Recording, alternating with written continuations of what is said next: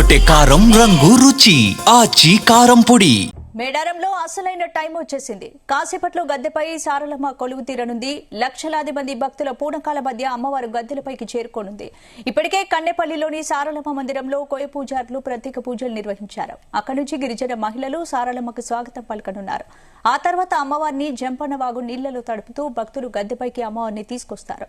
ఈ కార్యక్రమంలో అమ్మవారిని తాకేందుకు లక్షల మంది భక్తులు పోటీ పడనున్నారు. దీంతో భారీ భద్రతను ఏర్పాటు చేశారు అధికారులు. గోవిందరాజు, పగిడిత రాజులు కూడా గద్దెలకు చేరుకున్నారు.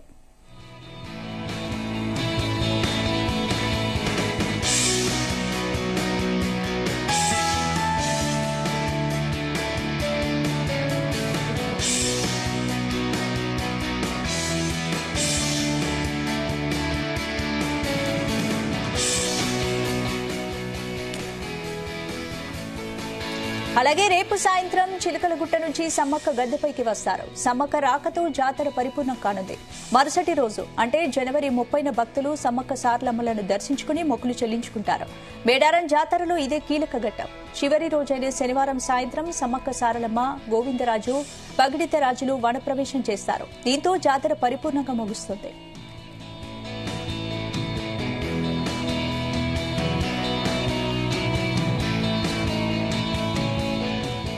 మేడారం మహాజాతర తెలంగాణ సంస్కృతి, గిరిజన సంప్రదాయాలకు ప్రతీకగా నిలుస్తుంది. మేడారంలో భక్తుల రద్దీ కొనసాగుతోంది. జంపన్నవాగులో పుణ్యస్నానాలు చేసి వనదేవతలకు మొక్కులు చెల్లించుకుంటున్నారు భక్తులు.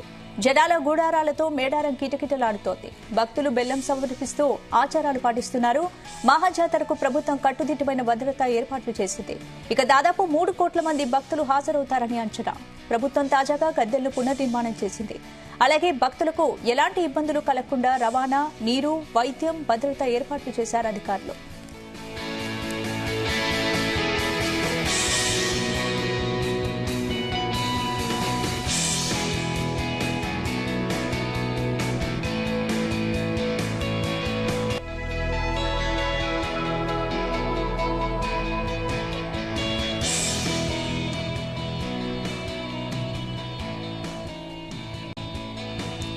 దీనికి సంబంధించి పూర్తి అప్డేట్స్ మా ప్రతినిధి శ్రీకాంత్ అందిస్తారు. శ్రీకాంత్,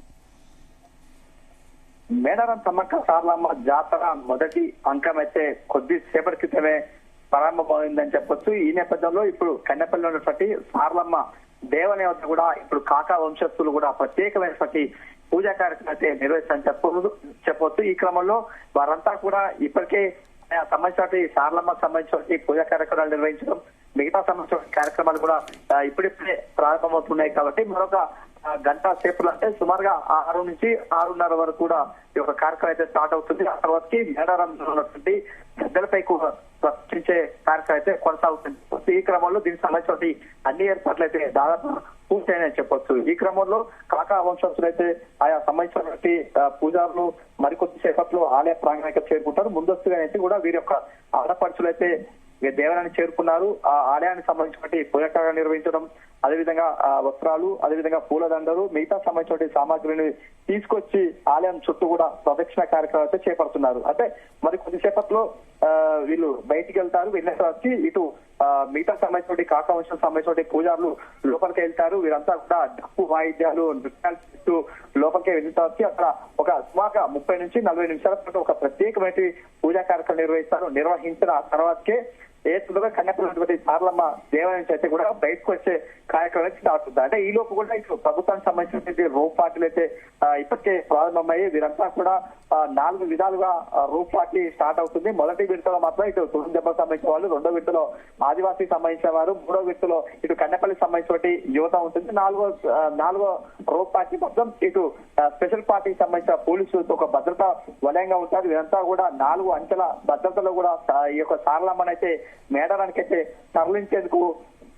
తరలిస్తారని చెప్పొచ్చు. ఈ క్రమంలో మిగతా సంబంధించిన భక్తులు పెద్ద సంఖ్యలో ఇక్కడికైతే చేరుకోవడం జరుగుతుంది. ఇప్పుడు కన్నెపల్లి కూడా మొత్తం కిక్కిర్చిపోయినటువంటి జనాలతో నిండిపోయిందని చెప్పొచ్చు. ఈ క్రమంలో ఇటు పబ్లిక్ అదేవిధంగా ప్రజలు వచ్చి సాక్షాత్ సారలమ్మ తల్లిని తాకాలి, అమ్మవారిని ప్రత్యక్షంగా చూడాలి. ఆ యొక్క ఉద్రిక్త క్షణాల కోసం అయితే భక్తులైతే నిన్నటి నుంచి వెయిట్ చేస్తున్నారు. సుమారుగా 1.5 కోటి మందికి పైగా భక్తులు అయితే ఇప్పుడు మేడారానికి వచ్చే అవకాశం ఉంటుంది. దాదాపు ఇప్పటికే ఆయా అంటే వివిధ మార్గాల ద్వారా ఇక్కడికి మేడారానికి చేరుకుంటుందా, పూర్తిగా మేడారం కుగ్రామం మొత్తం మహానగరంగా కల్పిస్తున్నటువంటి పరిస్థితి కనిపిస్తుంది. సుమారుగా మేడారానికి 5 నుంచి 10 కిలోమీటర్ల మేర పూర్తిగా ఇటు గుడారాలతో నిండిపోయినటువంటి పరిస్థితి కనిపిస్తుంది. మరోవైపు ఇసుకేస్తే రానంత జనం అయితే ఇక్కడికి వచ్చారు. సాక్షాత్తు ఇప్పుడు ఈ సమ్మక్క కూతురు సారలమ్మ మరికొద్ది సేపట్లో గద్దపై ప్రతిష్ఠిస్తారు కాబట్టి ఈ యొక్క సందర్భాన్ని అదేవిధంగా తీసుకొచ్చేటువంటి క్షణాల్లో మధురానుభూతులను కూడా చూడాలనే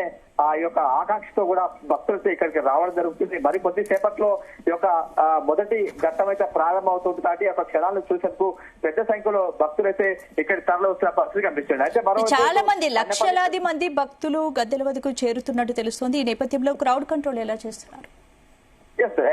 ఇటు ఇప్పటికే లక్షలాదిగా భక్తులైతే తరలి వచ్చారు. వీరందరూ కూడా కంట్రోల్ చేసేందుకు పోలీసులకి పకడ్బందీగా కూడా రూట్ మ్యాప్లు కూడా ఏర్పాటు చేయడం. ప్రధానంగా ఇటు సారలమ్మ వచ్చేటువంటి ప్రాంగణానికి అయితే ఒక రోప్ పార్టీ ఉంటుంది. ఇదంతా కూడా కన్నెపల్లి నుంచి సుమారుగా మేడారానికి వెళ్లేటువంటి 4 కిలోమీటర్ల పరిధి ఉంటుంది. కాబట్టి వచ్చేటువంటి ప్రాంగణంలో ఎలాంటి వాహనాలు అనుమతించకపోవడం, మిగతా సంబంధించినటువంటి రోడ్డుపై ఎలాంటి ట్రాఫిక్ జామ్ కాకుండా ముందస్తుగానే అన్ని చర్యలు అయితే చేపడుతున్నారు. ముందుగా అయితే కన్నెపల్లిలో ఉన్నటువంటి ఆడపడుచులంతా వీరందరికీ సారలమ్మకి స్వాగతం పలకడం, అదేవిధంగా అమ్మవారికి ప్రత్యేకమైన మంగళహారతులతో స్వాగతం పలికిన తర్వాత మేడారానికి తరలిస్తారు. ఈ తరలించేటువంటి క్రమంలో పెద్ద సంఖ్యలో లక్షల మంది భక్తులు అయితే తరలి వస్తారు కాబట్టి వారందరినీ కట్టడి చేసేందుకైతే పోలీసులు అయితే ఒక గ్రూప్ పార్టీని అయితే ఏర్పాటు చేశారు. ఇక కన్నపల్లి దాటిన తర్వాత మిగతా సమయంతోటి మేడారానికి వెళ్లేటువంటి ప్రాంగణంలో జంపన్న వాగును కూడా టచ్ అవుతూ పోతుంది కాబట్టి తాకుతూ పోతుంది కాబట్టి జంపన్న వాగులో దిగిన తర్వాత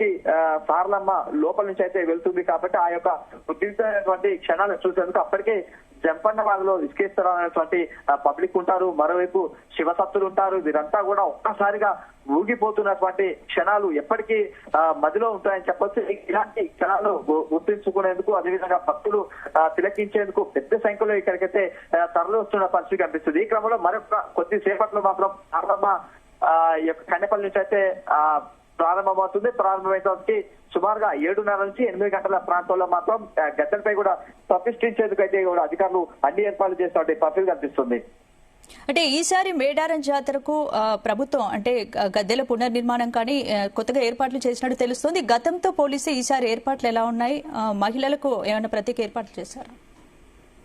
అంటే గతంలో చూసుకుంటే మాత్రం ఇక్కడ కేవలం అక్కడ ప్రాంగణం చిన్నగా ఉండటం, అదేవిధంగా భక్తులకు కాస్త ఇరుకుగా ఉండేది. కానీ ఈసారి మాత్రం ప్రభుత్వం ప్రత్యేకంగా చొరవ తీసుకోవడం, అదేవిధంగా ఒక ప్రతిష్టాత్మకంగా తీసుకోవడం, సుమారుగా 250 కోట్ల నిధులను కూడా విడుదల చేయడం, అందులో 101 కోట్లతో ఓన్లీ ఉన్నటువంటి ఆలయ ప్రాంగణాన్ని అభివృద్ధి చేసేందుకైతే నిధులు కూడా విడుదల చేసింది. ఇందులో ప్రధానంగా ఆయా ఆలయానికి సంబంధించినటువంటి వెడల్పు కార్యక్రమాన్ని చేపట్టారు. చుట్టూ కూడా ఒక రాతి సంబంధించిన పాలరాతికి సంబంధించిన ప్రహరీ కూడా నిర్మించాడు. అందులో ప్రత్యేకమైన గ్రానైట్లు నిర్మించారు.